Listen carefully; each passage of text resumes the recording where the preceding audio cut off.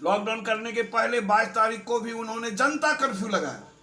मेरा सवाल आप सभी पत्रकारों से है, सभी बंधु से है कि जनता कर्फ्यू तो जनता लगाती, प्रधानमंत्री को इतना मौलिक ताकत होना चाहिए कि वो ये बोल पाए कि भारत सरकार ये कर्फ्यू लगा रही है और कोरोना महामारी को रोकने के लिए हम कर्फ्यू लगा रहे हैं और रोक करके इसको ऐसा नियंत्रण करेंगे। दूसरी बात, जो दूसरा मेजर भूल हुआ है कि जब लॉकडाउन आप किए, सब लोग पड़ा विपत्ति में आपकी वजह से, तो फिर आप राज्य सरकार, वो सरकार, ये सरकार, मेरी सरकार, आपकी सरकार का बहानाबाजी मत कीजिए। आज भी घोषणा कीजिए भारत सरकार के प्रधानमंत्री के हैसियत से कि मैं प्रत्येक व्यक्ति को अपने घर पहुंचाऊंगा जिसको जहां जाना है, और सारी व्यवस्था भारत सरकार करेगी। किसी सरकार से परमिशन वगैरह लेने की जरूरत नहीं है। उस आपदा में भारत सरकार ही इम्पावर्ड है, जिसको किसी की परमिशन की जरूरत नहीं है, जहां वो जो चाहे वो कर सकता है।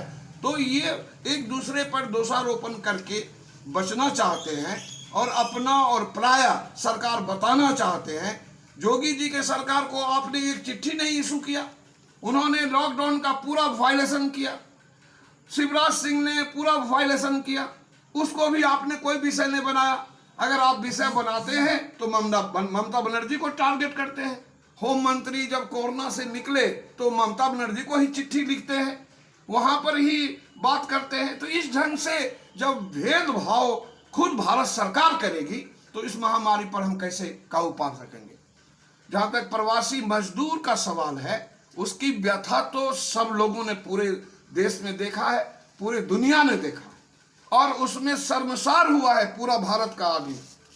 ऐसी स्थिति, इतनी खराब भयावह स्थिति उन मजदूरों का था जिसको देख करके किसी का भी हृदय फट जाता है। विश्व में कितनी बेइज्जती हुई होगी इसका आप लोग एहसास लगाइए। और हम अपना पीठ अपने थपथपा रहे हैं, हम सब कुछ कर रहे हैं, हम खाना दे रहे हैं, हम सब कुछ दे रहे हैं लेबर को, और वो लोग नहीं मान रहे हैं। ऐसा क्या बात है? सभी लोग जो नहीं मान रहे हैं बात, उनकी भारी मजबूरी है। इस बात को आपने रेखांकित नहीं किया, आपने इस पर ध्यान नहीं दिया। एक बार बढ़ा दिए, 15 दिन बढ़ाए, 20 दिन बढ़ाए, आज 2 महीना हो रहा है। 2 महीना तक आदमी भूखे प्यासे कैसे रह सकता है? उसका सारा पैसा खर्च हो गया है और बहुत परेशान है। उसका जो हालत देखे। हाँ, हम इस संबंध में हम कोई भी मुख्यमंत्री और दूसरे आदमी का नाम लेना नहीं चाहते थे, लेकिन झारखंड के मुख्यमंत्री हेमंत सोरेन ने सबसे पहले रेलगाड़ी चलवाया, प्रवासी मजदूर को झारखंड के धरती पर उतारा, और पूरे देश में ही नहीं पूरा दुनिया में उनकी चर्चा हो रही है। उनके प्रति लोगों का विश्वास जगा है। एक गरीब आदमी का बेटा की तरह वह काम किया है, भारत माँ के लाल की तरह काम किया है। मैं इस आपके द्वारा, आपके माध्यम से हम उनको धन्यवाद ज्ञापित करते हैं। बहुत इनर्जेटिक मैंने चीफ मिनिस्टर है, युवा चीफ मिनिस्टर है, उसने उनका कायल है पूरा झारखंड की जनता, पूरा देश की जनता उसके प्रति एक आशा के निगाह से लोग देख रहा है। जहाँ तक हमारे भाजपा के पार्टी के लोगों को अभी देखे हैं, कुछ लोग कोरोना में थे, किन्हीं को हार्ट अटैक हो गया था, कोई लोग क्वारंटाइन कर दिए गए थे, वो लोग अब जो है फेसबुक में और टीवी चैनल में आ करके हेमंत सोरेन से गुहार लगा रहे हैं कि हेमंत सोरेन जी को ये काम करना चाहिए, ये चीज़ करना चाहिए। सब तो भारत सरकार, और एक तरफ स्टेटमेंट भी दे रहे हैं कि सब तो भारत सरकार ही कर रही है, सब अनाज भारत सरकार दे रही है, 85% पैसा भारत सरकार दे रही है, सब कुछ जब भारत सरकार कर ही रही है, गाइडलाइन भी भारत सरकार भेज रही है, टेक्निकल मेडिसिन ये सब भारत सरकार दे रही है, तो हेमंत सरकार क्या बचा? कौन सा काम हेमंत सरकार को करना चाहिए जो हेमंत सरकार ने नहीं किया? झूठा आरोपण, दोषारोपण, एक दूसरे को कुछ नीचा दिखाने की कोशिश ऐसे समय में नहीं करना चाहिए। ये सबों के लिए है, पूरा देश परेशान हो गया है, पूरा राज्य का बच्चा बच्चा परेशान है। एक किसान की बात नहीं है, जो घर में अभी रह रहे हैं आराम से, उनकी भी स्थिति बहुत दयनीय है। इसीलिए कोई ये बात नहीं है कि ये पार्टी वो पार्टी ये सरकार।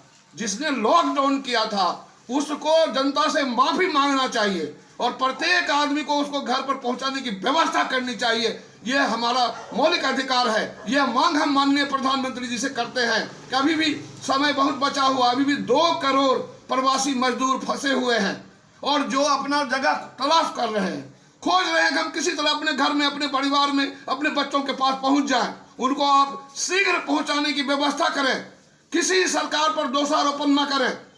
सभी सरकार एक है। आप निर्णय लीजिए और आप ठोस निर्णय लेकर के एक एक जनता को उसके घर पर पहुंचाइए। मैं आपसे करबद्ध प्रार्थना करता हूं कि आप ये सब भेदभाव मत करिए। पार्टी लाइन का बात नहीं है, ये देश का अस्मिता का सवाल है, देश के किसान मजदूर का सवाल है, यहाँ के युवाओं का सवाल है। सबका पढ़ाई चौपट हो रहा है। आपके मिसमैनेज के कारण सारा व्यवस्था गड़बड़ हुआ है। आपने ठीक से व्यवस्थित ढंग से इस कार्य को नहीं किया। मुझे कहने में कोई हर्ज नहीं है, कोई भी जुगुर नहीं है कि हम आपको नहीं कहेंगे। आपकी गलती हुई है, आपने मिस्टेक किया है। हंसने की बात तो यह है कि अगर कांग्रेस पार्टी मजदूर की बात उठाती है, कांग्रेस के नेता मजदूर से मिलते हैं, उनको धैर्य देते हैं, उनको ढाढ़स बनाते हैं, उसमें भी आपको मिर्ची लगती है। गजब की सरकार आप चला रहे हैं साहब। हम किसी को आहा भी नहीं कर सकते। कोई मरता हुआ बिखरता हुआ आदमी परेशान है, तड़प रहा है, उसको हम आहा कहने से भी गए।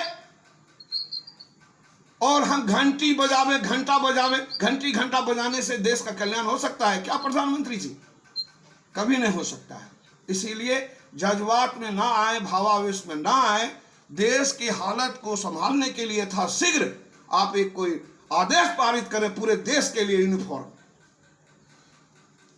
धन्यवाद। धन्यवाद। हो गया? और कोई क्वेश्चन है?